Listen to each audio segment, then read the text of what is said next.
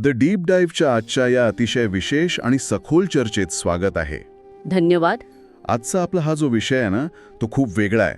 प्राचीन ग्रंथ किंवा ऐतिहासिक नोंदी या केवळ जुन्या कथा नसून मानवी जीवनाचे आणि मानसशास्त्राचे ते एक अत्यंत प्रगल्भ रूप असतात. अगदी खरं आहे. आज आपल्याकडे असाच एक ज्ञानाचा आणि अनुभवाचा खजिना आहे. आज आपण प्रामुख्याने गुरुचरित्र आणि अक्कलकोटच्या श्री स्वामी समर्थांच्या जीवनातील काही अत्यंत रंजक आणि गूढ प्रसंगांवर सखोल चर्चा करणार आहोत. हो, आणि या सूत्रांमधनं मिळणारी आध्यात्मिक मार्गदर्शिका खूप महत्वाची आहे. नक्कीच. तर आज आपण एका अत्यंत महत्त्वाच्या मिशनवर आहोत असं म्हणायला हरकत नाही.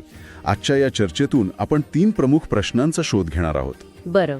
पहिला प्रश्न म्हणजे आजच्या या अत्यंत वेगवान जगात आपण आध्यात्मिकदृष्ट्या भरकटत आहोत हे नेमकं कसं ओळखावं. दुसरा प्रश्न, जीवनात अचानक कोसळणाऱ्या संकटांवर खऱ्या भक्तीने कशी मात करता येते. आणि तिसरा, सर्वात कुतूहलाचा विषय, नामस्मरण. बरोबर. विशेषतः श्री स्वामी समर्थांच्या तारक मंत्राचे नामस्मरण हे मानवी मनावर आणि आयुष्यावर खरोखर कसं कार्य करतं. या चर्चेची सुरुवात करतानाच मला एका गोष्टीवर विशेष भर द्यावासा वाटतो. आपण आज ज्या सूत्रांचा आणि ग्रंथांचा अभ्यास करत आहोत त्याकडे केवळ वरवरचे चमत्कार सांगणाऱ्या कथा म्हणून पाहणं ही खूप मोठी चूक ठरू शकते. हो, अनेकदा लोक तसाच विचार करतात. अगदी.